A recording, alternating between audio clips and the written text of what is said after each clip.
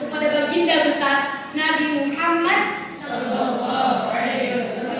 suri tauladan terbaik kita yang telah membawa manusia dari zaman kegelapan ke zaman yang terang. Dewan juri yang saya hormati, para hadirin yang berbahagia, apa kabarnya hadirin? Alhamdulillah. Pada kesempatan kali ini, izinkan saya menyampaikan pidato yang bertemakan tentang meneladani akhlak salah seorang manusia yang sangat mulia. Siapakah beliau itu hadirin? Ya, betul sekali. Beliau adalah Rasulullah Muhammad SAW, seorang yang akhlaknya harus kita teladani dalam kehidupan sehari-hari. Hadirin yang dirahmati Allah, setiap zaman butuh teladan, setiap generasi butuh panutan, dan bagi kita umat Islam, Muhammad SAW adalah suri tauladan terbaik. Bukan hanya adalah dalam soal ibadah, tetapi juga dalam akhlak dan perilaku beliau. Allah Subhanahu wa Ta'ala dalam Al-Quran yang berbunyi, A'udzu billahi minasy syaithanir rajim. Laqad kana lakum fi Rasulillahi uswatun hasanah. Sungguh telah ada pada diri Rasulullah itu suri tauladan yang baik. Quran surat Al-Ahzab ayat 21. Apa saja akhlak Rasulullah yang harus kita teladani? Yang pertama adalah jujur dalam setiap perkataan dan perbuatan. Rasulullah SAW selalu berkata jujur dalam segala hal, bahkan ketika kondisi yang sangat sulit sekalipun.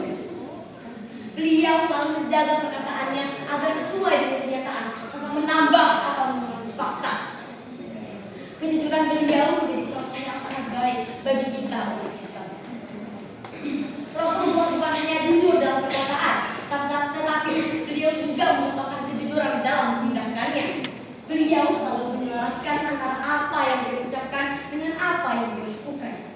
Maka kita sebagai umat Islam juga harus mencontoh apa yang dia lakukan tersebut, agar kita tidak terkesan hanya berjanji tapi tidak ditepati.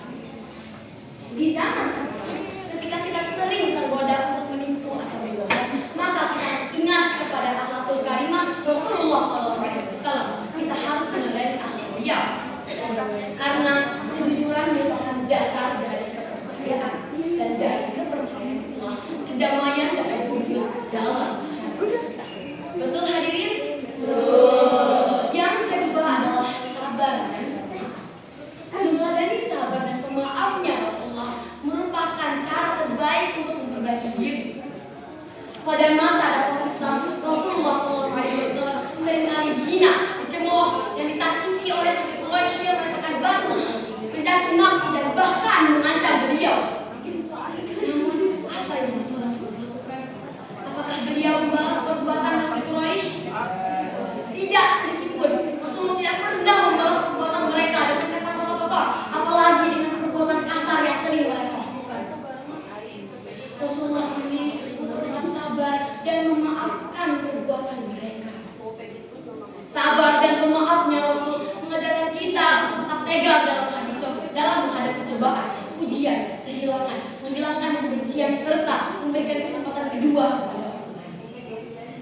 Dalam sebuah hadis, Rasulullah SAW bersabda, yang artinya, barang siapa yang memberi maaf dan mendamaikan, niscaya Allah akan memberi kemuliaan baginya pada hari ini.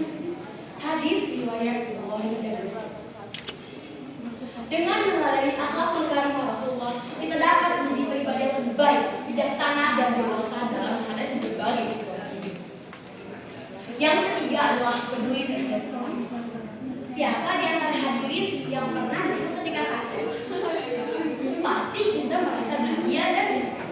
Hal itulah yang dilakukan oleh Rasulullah sebagai bentuk kasih sayang dan peduli terhadap sesama. Rasulullah memiliki seorang tetangga Yahudi yang sering mencaci maki beliau dan melemparkan obrolan ke arahnya. Namun Rasulullah tetap bersabar dan memilih untuk memaafkan si Yahudi. Rasulullah tidak menemukan keberadaan si Yahudi yang biasanya selalu mengasih beliau. Meskipun mencari tahu, dan ternyata si Yahudi sengaja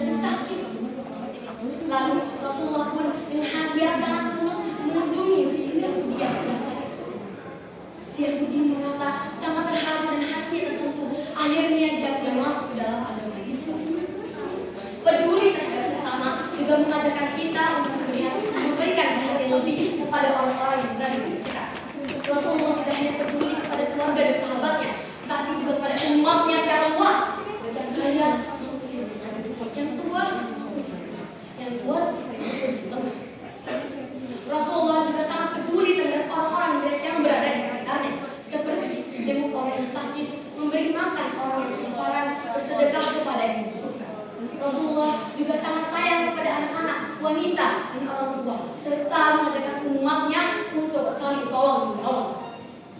Dalam sebuah hadis, Rasulullah SAW bersabda, tidak beriman seorang di antara kalian hingga ia mencintai saudaranya seperti ia mencintai dirinya sendiri. Hadis riwayat Bukhari. Dari hadis tersebut kita diajarkan bahwa iman bukan hanya soal hubungan dengan Allah, tapi bagaimana kita memperlakukan sesama. Yang keempat adalah menjaga lisan. Hadirin yang berbahagia, akhlakul karimah Rasulullah SAW yang harus kita contoh adalah menjaga lisan. Lisan adalah anugerah besar dari Allah yang diberikan kepada kita dan harus kita jaga dengan sebaik-baiknya. Apabila tidak dijaga, maka bisa menjadi sumber kerusakan dan kehancuran. Rasulullah selalu menjaga lisannya dan ucapannya agar tidak menyakiti orang-orang yang berada di sekitarnya. Rasulullah tidak suka berbicara kotor. Rasulullah tidak pernah memuji, dan beliau selalu menyampaikan dakwah dengan cara yang bijaksana juga sangat bijak. Di zaman sekarang, menjaga lisan sama halnya dengan bijaksana dalam menggunakan media sosial. Apa yang kita ketik sama halnya dengan apa yang kita ucapkan. Jangan sampai postingan kita mengundang fitnah. Jangan sampai komentar kita menyakiti hati, dan jangan sampai pesan kita menyebabkan perpecahan. Dalam Al-Quran, Allah Subhanahu wa Ta'ala berfirman yang berbunyi, A'udzu billahi minasy syaithanir rajim.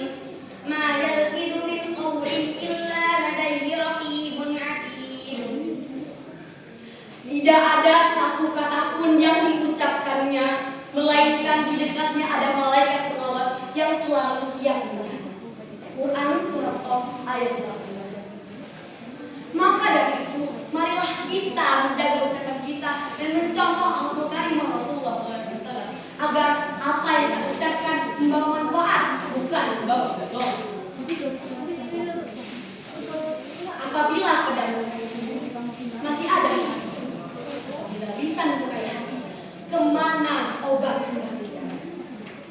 Dewan juri yang menghormati dan hadirin yang berbahagia, marilah kita meneladani akhlakul karimah Rasulullah SAW. Salah satu